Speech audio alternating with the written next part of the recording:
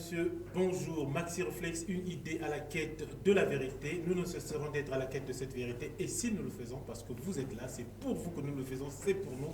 Et cette émission existe grâce à vous. Alors, aujourd'hui, nous allons parler d'un thème. Un thème qui touche tout le monde, car les problèmes, quand on parle d'un problème sanitaire, ça touche tout le monde. Ça touche tout le monde. Eh bien, tout le monde est concerné, car la santé, c'est la vie. Eh bien, si prendre soin de sa santé, c'est vivre aussi longtemps qu'on peut, eh bien, aujourd'hui, nous allons en parler. Pourquoi chez certaines choses marchent, mais pourquoi pas chez nous, sous d'autres cieux? On peut parler de la prise en charge au niveau des hôpitaux, on peut parler du plateau technique au niveau des hôpitaux, on peut parler de la compétence des gens au niveau des hôpitaux et la vigilance, sinon que les droits de tout le monde dans ces hôpitaux. Mais ici, chez nous, certaines de ces choses, sinon que la quasi-totalité est inexistante. Ce n'est pas moi qui vais vous donner tous les détails, mais on va en parler puisque je me vais poser des questions à mon invité aujourd'hui, Charles Mikungi. Bonjour.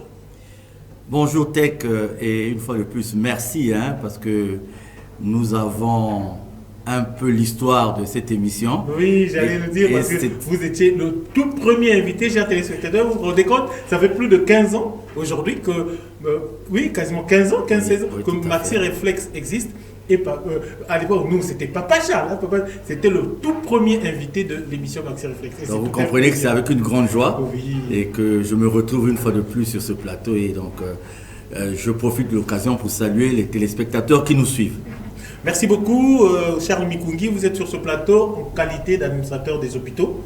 Et de par cette qualité, nous allons parler ici, le thème d'aujourd'hui, la gestion du système sanitaire au Congo entre management, intrigue et bavure. Comment voir le bout du tunnel? Eh bien, voilà, c'est comme ça que, ici, l'équipe de Maxi Réflexe a voulu intituler le thème d'aujourd'hui. Vous êtes là avec nous, avec vous, un sachant. C'est sûr que chacun de nous va se retrouver, non seulement moi qui suis avec vous sur le plateau, mais aussi les téléspectateurs. Pour commencer, vous êtes un administrateur des hôpitaux, oui, mais vous êtes aussi à la tête d'une association. Et cette association s'occupe des questions sanitaires aussi. Est-ce que vous pouvez nous en parler un peu plus sur cette association? Voilà, donc je crois que pour bien adhérer au thème et répondre aux différentes préoccupations soulevées par le thème d'aujourd'hui, je vais me présenter en ma qualité de président du bureau exécutif de l'ONG Espace Solidarité Santé. Et donc, nous existons depuis 2006. Et donc, depuis 2006, nous nous sommes engagés, dans un premier temps, à améliorer les rapports entre les établissements hospitaliers et les usagers. Mais aussi, nous nous portons comme consultants, nous nous présentons comme des consultants pour essayer d'apporter un peu d'expérience dans le fonctionnement, l'organisation des établissements hospitaliers. Et c'est la raison pour laquelle nous avons fait plusieurs plaidoyers. Nous avons fait des plaidoyers sur l'accueil qui fait partie intégrante du traitement, parce que nous avions remarqué que dans nos établissements hospitaliers, il y avait un sérieux problème en ce qui concernait l'accueil. L'accueil est le maillon, je dirais le premier maillon qui détermine les prédispositions du personnel soignant devant le malade. Et de l'accueil peut dépendre aussi la confiance que le malade peut accorder aux personnes qui le reçoivent. Donc nous avions fait un plaidoyer sur l'accueil, nous en avons fait un autre sur le fonctionnement des hôpitaux, parce que nous avions remarqué des différences dans l'organisation des établissements hospitaliers, des différences dans le fonctionnement, des différences dans la prise en charge, des différences dans les plateaux techniques. Donc nous avons voulu faire dans ce plaidoyer comme une compilation des éléments qui peuvent conduire les établissements hospitaliers au-delà de leurs différences à parler le même langage quand il s'agit de prendre en charge un patient, de prendre en charge un malade. Et nous avons aussi, et cela fait l'objet d'un passage de notre part dans l'émission Le Défi africain de Alain Foucault sur RFI il y a quelques mois, nous avons fait un plaidoyer sur les erreurs médicales.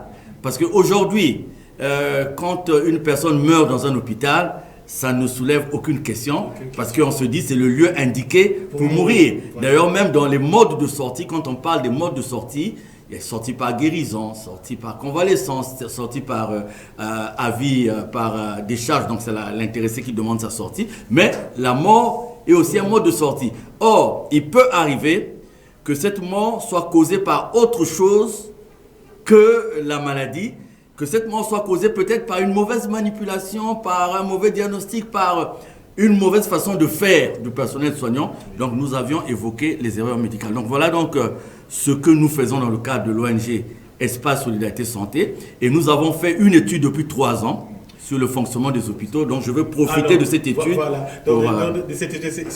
C'est un peu pour dire depuis 3 ans que vous existez, que vous avez commencé à faire ces plaidoyers. Mais au moins, quelque part, on saurait dire que des 3 ans, il n'en découlerait pas qu'il y ait des œuvres que vous avez déjà accomplies, à part peut-être ces études-là, ou bien aller sur le terrain, participer peut-être à l'émission, comme vous avez fait, ou aller sur le terrain pour faire des plaidoyers. Mais les œuvres que vous avez eu à poser, quelles sont les activités en tant que telles depuis ces 3 ans, les plus phares d'ailleurs, dans le cadre de votre association? Nous sommes dans les activités de sensibilisation.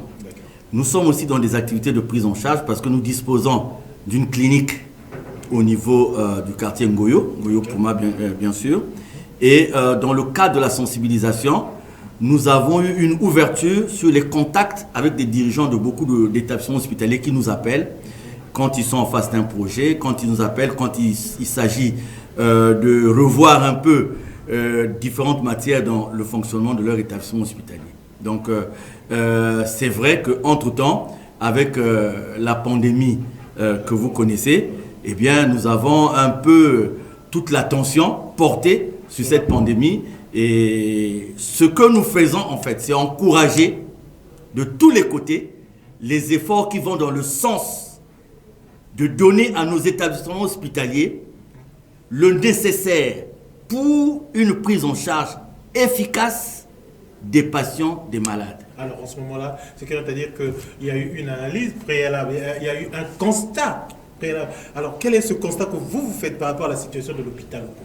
Voilà. Quel est le constat que vous avez fait? Il y a des gens qui viennent nous voir, c'est à partir de tout ce que nous rencontrons lors des entretiens avec des patients, des malades. Donc c'est à partir de là que nous avons dénoté un certain nombre de défaillances. Je vais vous prendre quelques exemples qui vont être utiles aussi pour les téléspectateurs. Regardez. Nous avons eu cette femme qui est venue vers nous parce que, à terme, elle s'est dirigée vers un établissement hospitalier. Arrivée au niveau de l'établissement hospitalier, il va être question d'une césarienne. Et l'établissement hospitalier n'était pas en mesure de pratiquer la césarienne, donc elle va être référée vers un autre centre.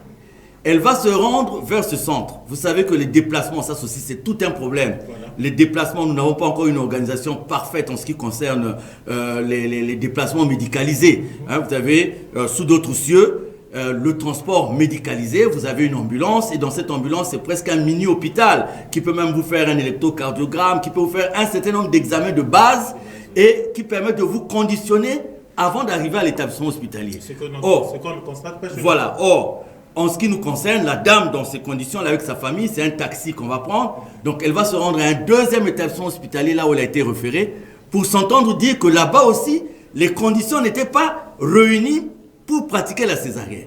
Et c'est au bout de plusieurs heures qu'elle va arriver dans un centre où la césarienne pouvait être pratiquée. Mais malheureusement, souffrance fœtale et tout, elle a dû perdre l'enfant avant même que l'opération ne soit faite, simplement parce que le temps qu'elle a perdu et aussi le fait qu'elle ait été déplacée dans des conditions qui n'étaient pas médicalisées, elle n'était pas conditionnée dans l'état dans lequel elle se trouvait, elle n'était pas conditionnée pour supporter ce genre de déplacement, la personne est décédée. Ça, c'est un exemple pour revenir au constat que nous avons fait. Un deuxième constat, c'est un jeune homme qui a été victime d'un accident de train. Donc il y a un train qui est passé sur lui, il a perdu une jambe sectionnée, et il est arrivé à 23 heures dans un établissement hospitalier de la place, et il n'a été pris en charge qu'à 4 heures du matin, et du fait des hémorragies, la personne est décédée avant même qu'un personnel soignant ne vienne vers cette personne. Et c'est sa famille qui est venue vers nous. Le fait que je suis en train de soulever au cours de cette émission, ce sont des faits qui peuvent être vérifiés. Nous avons donc beaucoup de cas qui dénotent des dysfonctionnements au niveau des hôpitaux. Alors, donc, il y a 3 volets.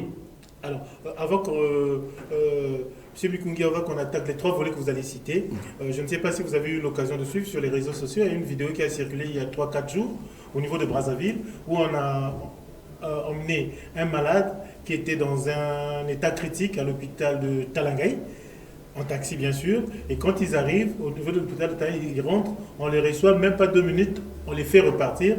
Là, le motif évoqué, que voilà, les parents étaient en train de trop parler. Et voilà pourquoi on les a envoyés. Est-ce que... Je profite de l'occasion pour vous dire ceci et je veux surprendre beaucoup de téléspectateurs. On a l'habitude de dire que nos hôpitaux n'ont pas de moyens. On a l'habitude de dire que nos hôpitaux ont un certain nombre de problèmes vis-à-vis de la tutelle. Mais je veux surprendre beaucoup de téléspectateurs pour dire que nous, dans notre étude, nous sommes plutôt rendus compte que nos hôpitaux avaient des moyens.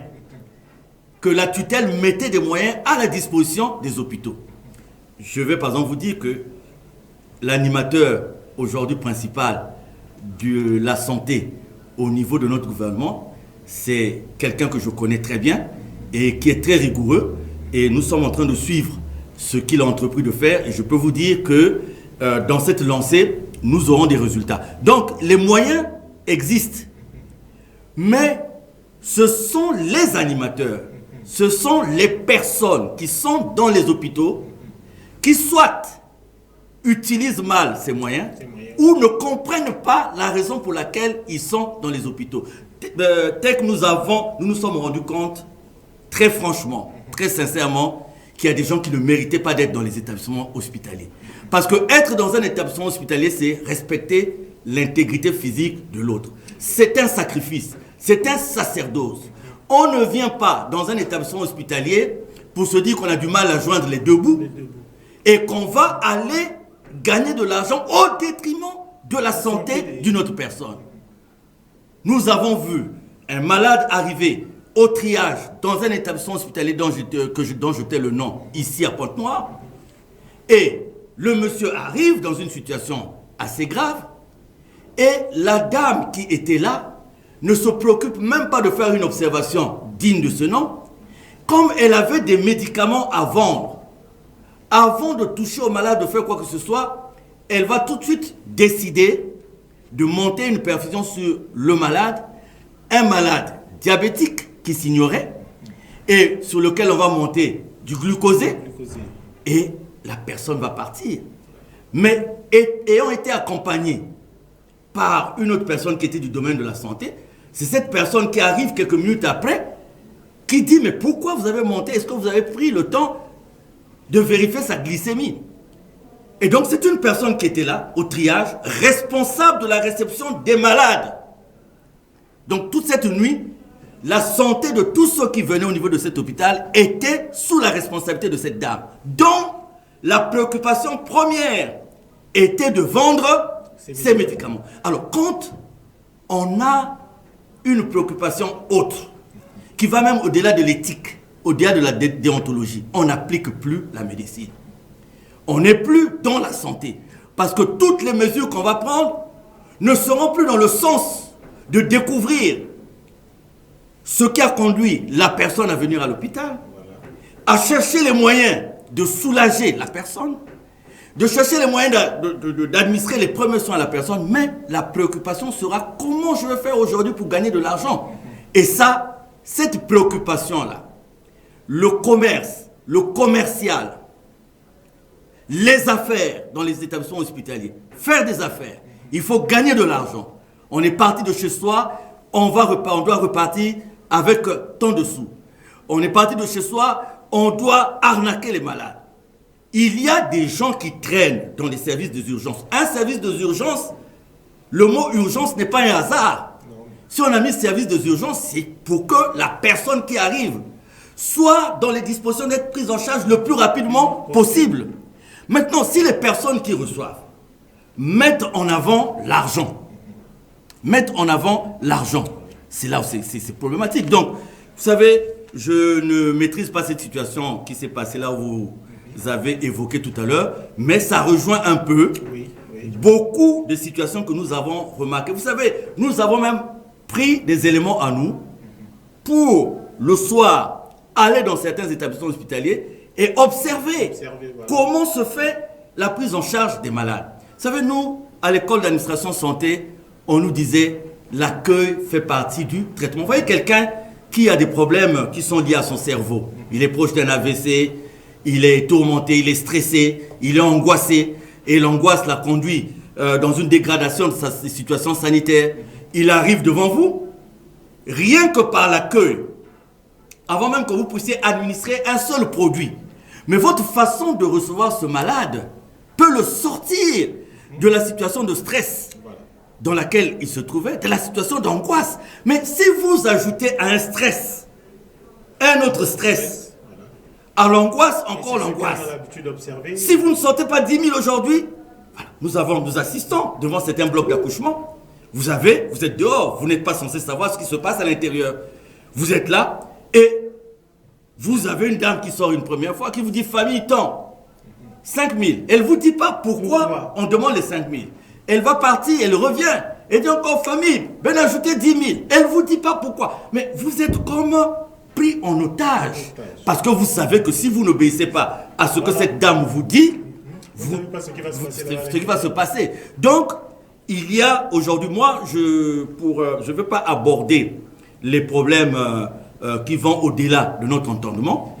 Je trouve qu'avec ce que nous avons, c'est-à-dire que nous commettons souvent l'erreur de réfléchir dans l'avenir. Ce n'est pas mauvais, mais réfléchir dans l'avenir peut nous mettre dans des conditions où nous ne disposons peut-être pas des moyens à l'instant.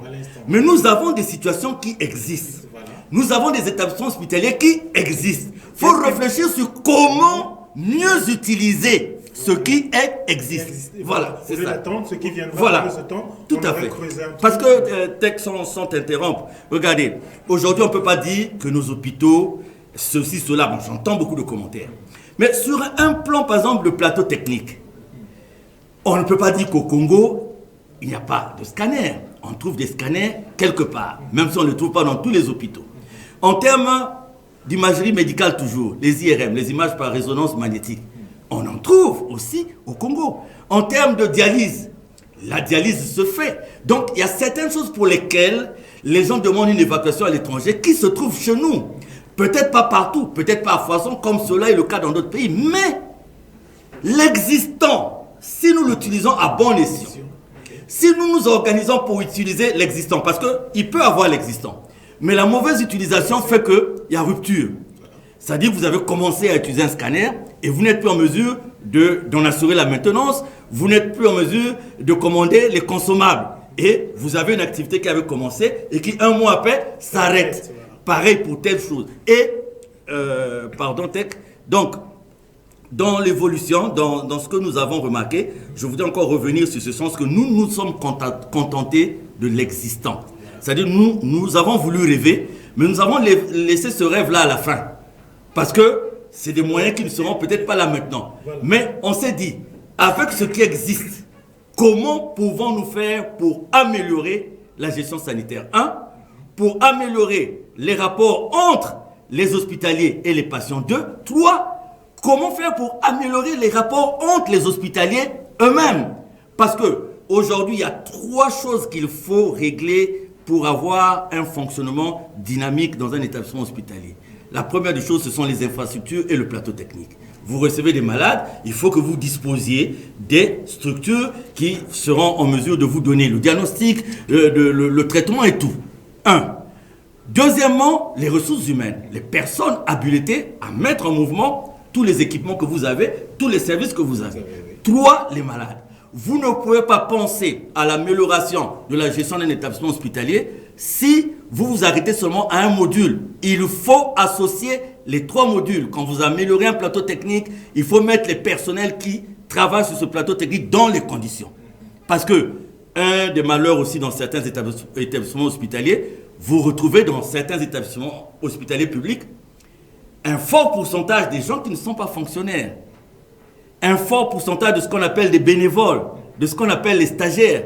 Donc, quand vous avez, par exemple, 90% des fonctionnaires, vous êtes aidé tant soit peu Pourquoi? Parce que vous avez le budget de l'État qui prend en charge les salaires de ces personnes. Voilà. Mais quand vous avez l'inverse, vous avez 10% des fonctionnaires et 90% des personnels qui doivent être rémunérés soit par l'hôpital en tant que vacataire, soit par l'hôpital en tant que temporaire, vous tombez dans un cercle vicieux qui fait que vous n'arrivez plus à prendre en charge la rémunération de ces personnels. Ces personnels aussi n'arrivent plus à rester chez eux à la maison, ils viennent travailler, mais en contrepartie, en travaillant, ils font quoi? Ils travaillent d'abord pour avoir leur déplacement. Ils travaillent d'abord pour avoir de quoi avoir la popote à la maison. Donc vous tombez dans un cercle vicieux, j'allais dire. Donc c'est 3 modules qu'il faut traiter de façon égale. Et vous avez aussi, j'ai beaucoup de respect pour les médecins.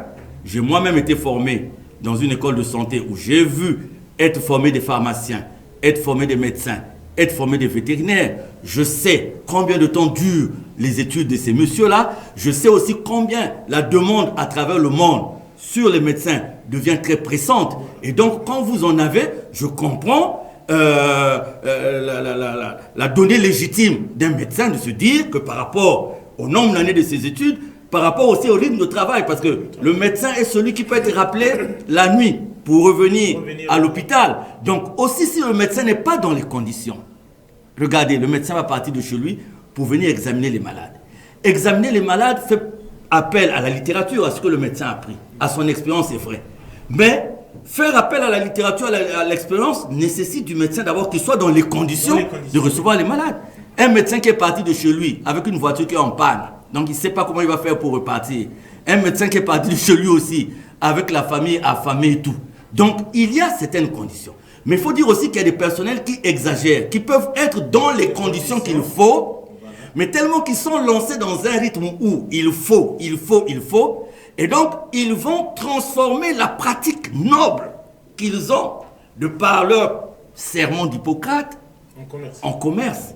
Et nous allons peut-être le voir au cours de l'émission. C'est ce qui fausse beaucoup de choses. C'est vrai que ça nous emmène tout de suite à comprendre certaines causes qui poussent certains à atteindre ce niveau, mais aussi, non seulement de ces gens-là, mais il y a plusieurs causes, on peut dire, la situation de l'hôpital au Congo, les causes ayant conduit à cette étude chez vous. C'est que vous avez décelé plusieurs causes en ce moment-là. C'est vrai, vous en avez dénoté certaines, mais dans la mesure de l'observation, en tant que tel, dans la mesure de l'observation, pensez-vous que, comme on le dit, la responsabilité qui devait être partagée ne concerne plus que des pratiquants dans leurs hôpitaux? Est-ce que quelque part, il n'y a pas aussi le côté des dirigeants, pour ne pas dire des décideurs, où certaines décisions devaient être prises, mais qui ne sont pas prises, pour mettre aussi en condition, non seulement le personnel hospitalier, mais dans ces hôpitaux-là aussi?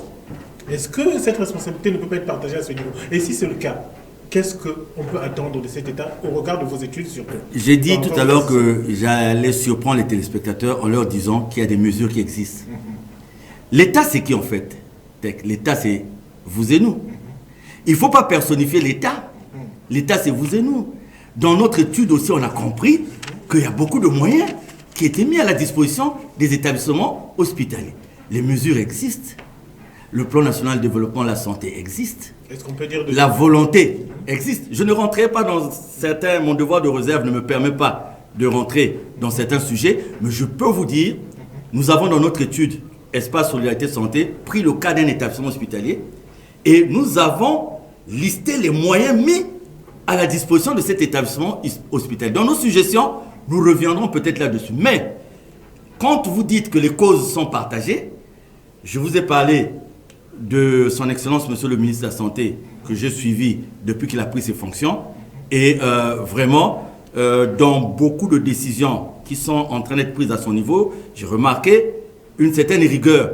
Et que si la compréhension est faite au niveau de tout le monde, on va avoir une certaine avancée. Mais TEC, à quoi servira-t-il de donner les moyens?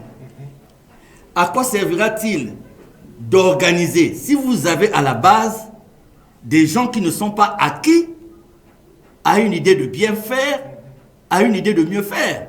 Ce n'est pas l'État qui est dans un bloc d'accouchement quand une femme arrive et qu'elle n'a pas d'argent. Mais c'est l'État qui embauche aussi. Hein. J'en arrive. J'arrive à ce point. Dans nos suggestions, nous allons en parler. Donc, moi je parlais tech, j'ai parlé de l'existant. Je parle de l'existant et je veux que les téléspectateurs me comprennent. Moi je ne veux pas rentrer dans un débat global, parce que le débat global, nous l'avons fait. Nous avons adressé le plaidoyer acquis de droit. Mais nous voulons rattraper ce que vous et nous pouvons faire. Vous comprenez? C'est-à-dire qu'il y a des choses pour lesquelles il ne faut pas aussi se dédouaner, se dire, bon, c'est l'État qui aurait pu, ou c'est l'État qui aurait dû. Parce que dans notre plaidoyer, on a listé beaucoup de mesures prises et qui devaient contribuer à améliorer tant soit peu le fonctionnement de nos établissements hospitaliers. Je disais tout à l'heure que dans un bloc d'accouchement, la sage-femme qui est là, qui dit, vous, si vous ne donnez pas 10 000, on ne vous prend pas, ce n'est pas l'État. La sage-femme là n'est pas le gouvernement, c'est un individu. On arrivera peut-être là, prochainement, on parlera de l'implication de l'État, on parlera de l'implication du gouvernement, mais je crois que ce n'est pas moi qui le ferai parce que mon devoir de réserve ne me permet pas de le faire, et les téléspectateurs comprendront que dans le cadre de mon devoir de réserve, je ne peux pas aller sur ce terrain. Le terrain sur lequel je peux mieux évoluer, c'est que vous et nous, en nous contentant de ce que nous avons devant nous, que nous puissions améliorer notre façon de faire. Moi, je le dis fort d'une expérience de plus d'une trentaine d'années dans les établissements hospitaliers. J'ai travaillé à l'hôpital en France, j'ai travaillé à l'hôpital aux États-Unis, j'ai travaillé à l'hôpital, on va dire ça c'est l'Europe, j'ai travaillé dans un hôpital aussi dans un autre pays africain et dans beaucoup d'établissements hospitaliers ici. Et je dis que le peu que nous avons, en attendant qu'il y ait amélioration, et nous savons comment obtenir l'amélioration. Parce que vous allez aborder ce sujet-là prochainement, mais je peux vous donner quelques repères. Okay. Par exemple, sur la formation. Voilà. Aujourd'hui, il y a un problème sur la formation. Un médecin, par exemple, ne peut pas se lever seul pour choisir la spécialité qu'il doit faire. La spécialité devrait être, tout au moins, pour le public, pour l'État, pour les établissements publics, les médecins qui émargent au budget de l'État devaient aller en spécialisation dans le cadre d'une planification. Parce qu'on sait que par rapport au nombre d'habitants, par rapport aux différentes cartes sanitaires ou à la carte sanitaire nationale, nous aurions besoin de tant de gynécologues, obstétriciens, de tant de pédiatres, de temps. Mais, entre-temps, il semble aussi que le choix de la spécialité avait été laissé à la latitude des médecins eux-mêmes. Donc aujourd'hui, nous avons des spécialités bien fournies, par exemple les gynécos. Les gynécos, il y en a beaucoup. Bon, pour des raisons que je ne voudrais pas évoquer ici, c'est un métier peut-être aussi très délicieux, entre guillemets, mais vous allez retrouver dans certains établissements hospitaliers, il n'y a pas de chirurgien. Et vous pouvez avoir un chirurgien qui n'est pas chirurgien, c'est-à-dire que c'est un médecin généraliste qui a passé une expérience au niveau de la chirurgie voilà. Et qui opère depuis un certain temps. J'ai discuté par exemple avec un ami chirurgien que j'avais vu à Paris. Il m'a dit, Charles, je n'ai pas été capable d'opérer dans un bloc ici. Et je lui ai posé la question de savoir pourquoi. Il dit, mais les boîtes qu'ils utilisent ici, ce ne sont plus, tout est miniaturisé, ce ne sont plus les mêmes boîtes. Nous sommes au laser, nous sommes à ceci, nous sommes à cela. Et en tant que orthopédiste, il m'a dit que même les pièces, les différentes, dans le cadre par exemple des fractures, des réductions de fractures, ce qu'il a trouvé là-bas, on n'a jamais travaillé sur ça, sur place. Donc, vous voyez qu'il y a quelque part aussi, dans les causes, nous avons trouvé au niveau du personnel soignant un abandon du perfectionnement, un abandon de la formation. Surtout quand un médecin engrange beaucoup d'argent. Il a du mal à laisser, à prendre un temps pour aller se perfectionner. Il a du mal à laisser parce qu'il se dit qu'il va perdre son argent. Donc, vous voyez, aujourd'hui, vous avez des gens, on l'appelle chirurgien parce qu'il opère.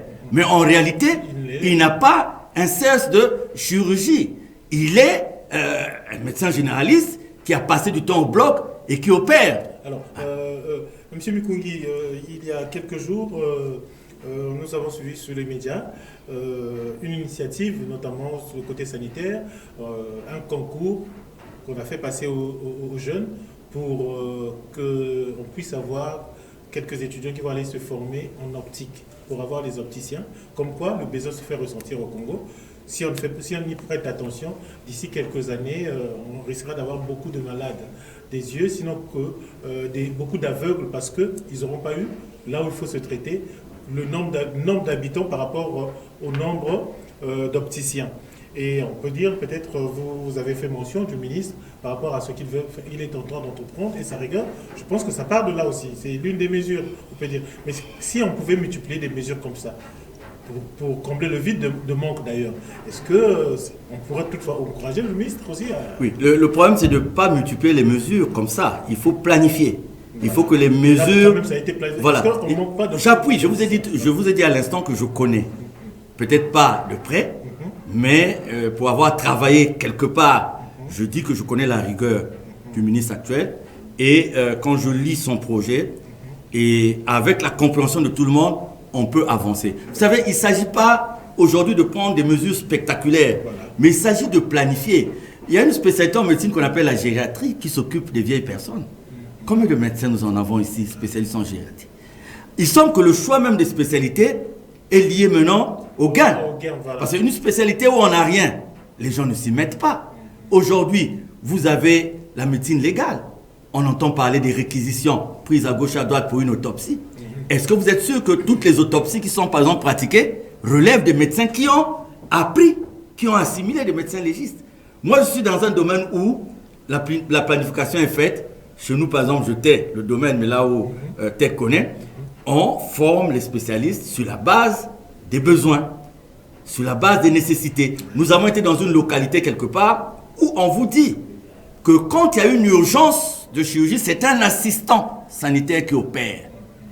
Si vous n'avez pas la possibilité d'évacuer la personne, si vous craignez que l'évacuation va porter un coup à la santé de la personne, donc vous avez un assistant qui opère. Le résultat, c'est quoi? Il y a certaines opérations de routine, peut-être, les hernies et tout, les gens sont habitués, mais il arrive des moments où une intervention peut se compliquer. Voilà, et quand l'intervention se complique, il faut faire appel à la littérature. Savoir que si vous êtes allé dans tel cadre, la littérature recommande que vous puissiez corriger de telle façon. Donc, la planification, aujourd'hui, il y a des spécialités qui n'existent pratiquement pas. Et quand on parle du bon fonctionnement de l'hôpital, il faut aussi... Vous savez combien de temps on peut faire balader quelqu'un qui arrive dans un hôpital? Et il a traîné, il arrive, il a encore traîné. Alors, et on se rend compte qu'il faut référer. Voilà, qu'il faut avoir un spécialiste.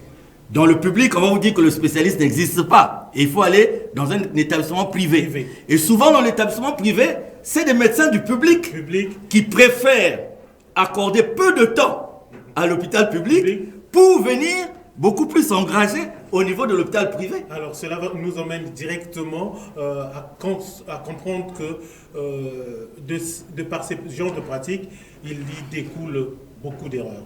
Le spécialiste n'est pas là, celui qui est là n'est pas spécialiste, il fait quelque chose et on tombe carrément dans les erreurs médicales. Seulement voilà, vous avez dit qu'il y avait plusieurs portes de sortie quand on arrive à l'hôpital, notamment par guérison, par convalescence et aussi la mort qui est une porte de sortie.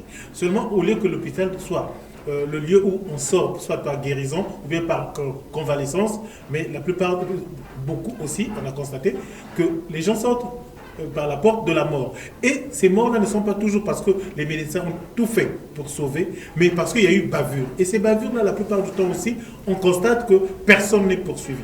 Rarement, on peut avoir une histoire comme ça, mais personne n'est poursuivi. Dans le cas de votre association, ces cas-là, comment vous les voyez? Est-ce que vous arrivez à avoir des cas où on vous sollicite pour poursuivre les gens, ou encore qu'est-ce qu'il faut faire pour que dans les établissements sanitaires, qu'on comprenne qu'on peut vous poursuivre quand vous faites des erreurs, parce qu'il y va de la vie des gens. Le problème, il est là. Tout le problème, il est là. Il faudrait que les praticiens, que nous félicitons parce que nous mettons notre vie à leur disposition, le personnel soignant, nous mettons nos vies à leur disposition, il faut, en contrepartie, qu'il y ait quand même une crainte en faisant ce qui est mauvais, de subir ce qui est prévu par la loi. Par la loi, voilà. C'est ce côté. Nous avons fait un plaidoyer de la même façon que nous avons, par exemple, en matière de justice, des avocats qui sont spécialisés dans le droit maritime, qui sont spécialisés dans les affaires fiscales, qui sont spécialisés dans les affaires de succession. Il faut qu'il y ait des avocats, de plus en plus des avocats, qui puissent être spécialisés dans les contentieux en ce qui concerne les erreurs médicales. Et que, pour qu'il y ait une bonne lecture de la loi, et si la loi n'a pas prévu tout ce qu'il faut, de renforcer cette loi par des dispositions qui feront que le praticien ne puisse pas considérer le corps de quelqu'un comme du n'importe quoi, qu'il peut faire tout ce qui arrive sur la personne et qu'il n'y aura rien. Nous avons fait un plaidoyer là-dessus. Tenez, pour parler de ça, dans notre étude, nous avons même comparé l'hôpital à un garage. Aujourd'hui, vous avez des garages dans beaucoup de quartiers et vous avez des parents qui prennent leurs enfants pour venir mettre dans un garage pour apprendre la mécanique. Okay. Et ces enfants qui apprennent la mécanique, souvent, ne l'apprennent pas par la théorie, mais par la pratique. Et donc, quand tu viens avec ta voiture, tu expliques, surtout que la plupart des garages n'ont pas des ordinateurs pour essayer de détecter la panne. Donc, l'hôpital comme un garage, suivez-moi très bien. Et donc, la voiture arrive, la personne va te dire, non, ça doit être la pompe à ceci. Vous allez changer la pompe, la même panne va continuer. Ah non, c'est la crémaillère. Vous allez changer la crémaillère, la même panne va continuer. Donc, vous allez aller de dépense en dépense. Aujourd'hui, pour l'hôpital, c'est pareil. Nous avons eu des personnes qui se déclarent être des infirmiers diplômés d'État. Déjà, en la matière, nous avons été précédés parce que je crois que l'inspection générale de la santé avait mené une étude là-dessus. Voilà. Nous avons trouvé des infirmiers diplômés d'État qui ne savent pas écrire. Mais comment ils peuvent faire une observation? Mais c'est des gens qui ont privilégié le stage pratique au détriment de la littérature. Aujourd'hui, le stage pratique peut vous apprendre à réaliser un accouchement. Mais en cas de complication, il faut faire recours à ce que la littérature recommande.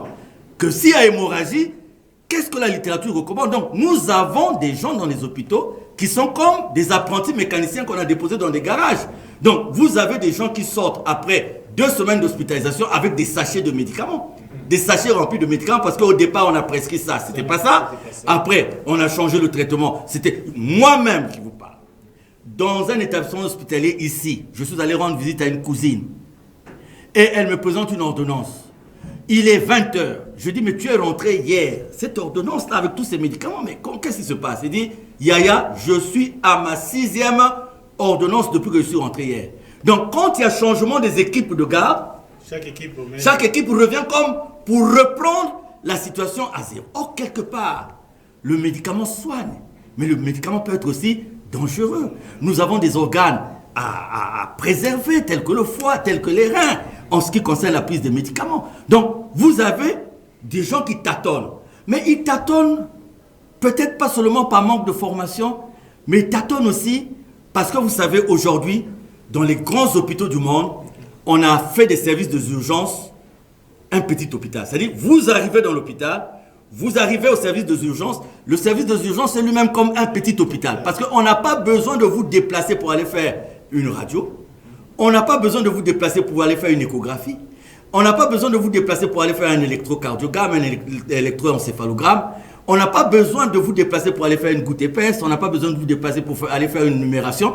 Parce que sur place ils ont créé les services. Vous avez toutes ces données parce qu'il faut que le médecin puisse déterminer avec beaucoup d'efficacité le diagnostic. Voilà. C'est là où vous voyez, par exemple, dans certains pays, quand le malade est pris depuis chez lui, les signes vitaux, un certain nombre de choses sont déjà réalisées. Et quand ils arrivent au niveau de l'établissement hospitalier, le compte rendu est fait pour dire malade, voilà. Donc, il y a des choses qu'on ne peut plus refaire. Donc, quelque part, on ne peut pas aussi toujours accuser le personnel soignant, dans la mesure où, souvent, les établissements hospitaliers héritent de tout.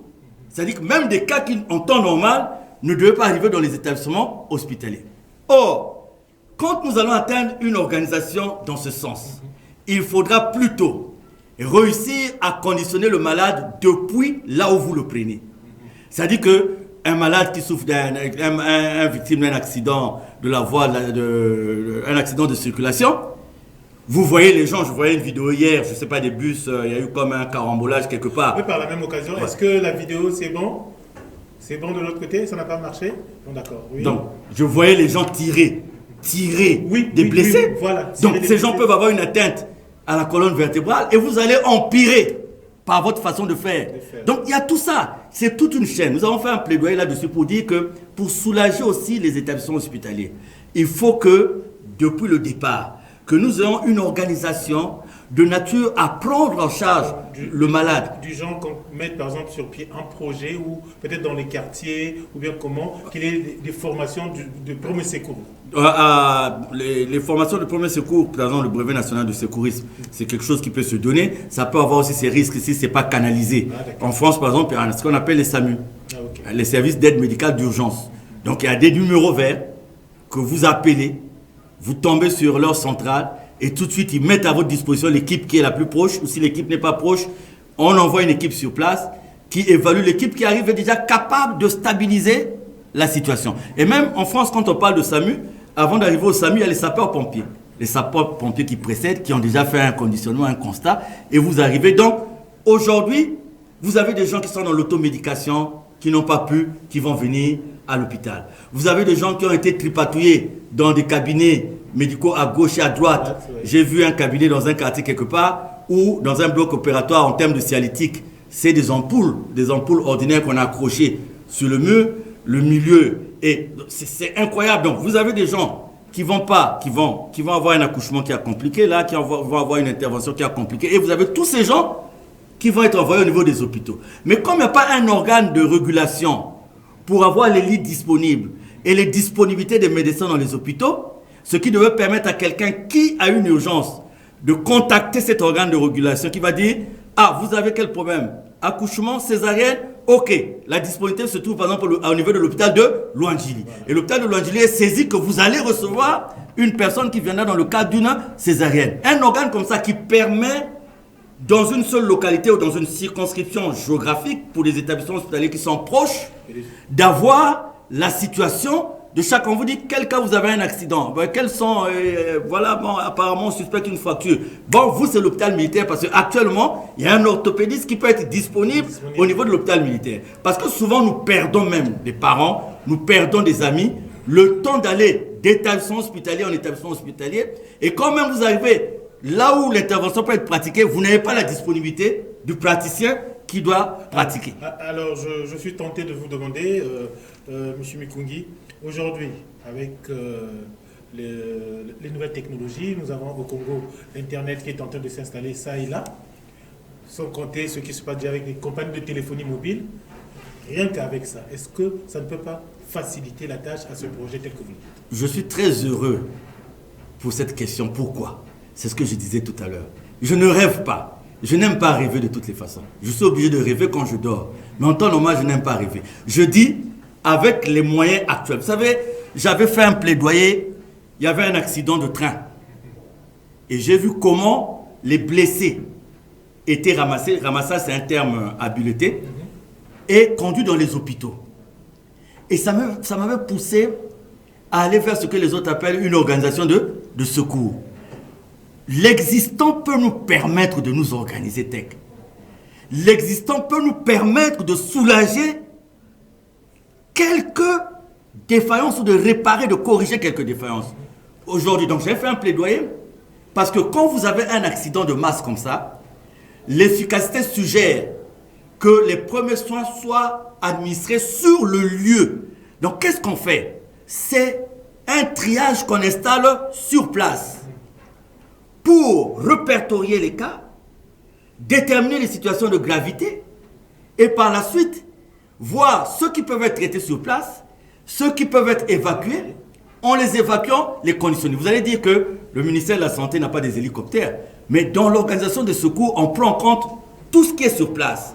On voit par exemple les compagnies pétrolières qui disposent des hélicoptères.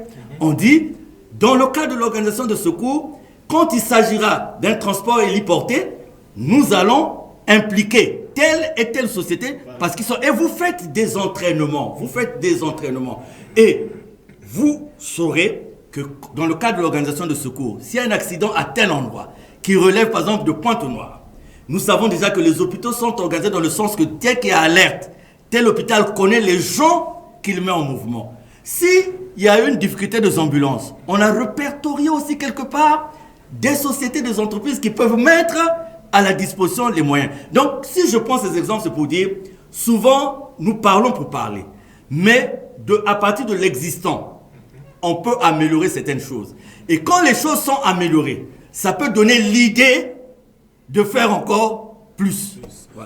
donner l'idée de faire encore plus. Nous sommes arrivés quasiment à la fin de notre émission. Voilà, on nous fait signe que c'était trop bien et que quand c'est comme ça, ce qui se dit, ce qui est bien dit, se dit aisément et simplement avec les mots les plus simples. C'est ce que nous sommes en train de faire, c'est ce que nous avons eu l'occasion de faire. Monsieur Mikungi, merci pour toutes ces informations. Mais je vais quand même vous donner une minute encore, dans le sens où nous sommes arrivés à la fin. Mais votre association, vous avez mené des études, vous avez fait des plaidoyers autres. Est-ce que dans le cadre des recommandations, vous avez fait quelques recommandations que vous avez données aux personnes habilitées? Voilà, nous avons fait des invitations. Okay. Et donc nous serons dans une grande salle de la place en respectant les mesures barrières. Okay. Et c'est là où nous ferons le rendu de l'étude que nous avons eu à mener. Et je peux vous dire que c'est dans la deuxième quinzaine du mois de septembre. Et je dis aussi que peut-être nous n'avons pas satisfait les attentes des téléspectateurs. Je leur dis que dans le cadre de mon devoir de réserve, il ne m'était pas donné de rentrer dans certaines considérations. Donc moi, je vais insister sur le rendu de l'ONG Espace Solidarité Santé, sur l'existant. Qu'à partir de ce que nous avons, on peut s'améliorer, on peut faire. Voilà. Merci beaucoup, M. Mikungi. Merci à vous, très chers téléspectateurs, qui avez suivi cette émission Maxi Reflex. Une idée à la quête de la vérité que vous aurez l'occasion de suivre la semaine prochaine, sinon que pour la plupart du temps, dès lundi, en ligne, vous aurez cette émission sur la chaîne YouTube de votre humble serviteur Tech Kaya Kaya. Cette équipe qui m'a accompagné a été conduite par Gérès Luemba et, comme toujours, sous la supervision de la chaîne de télévision Télé Pointe-Noire, nous voyons Irma Nadège Ikama. On se retrouve samedi prochain, même chaîne, même heure. Au revoir.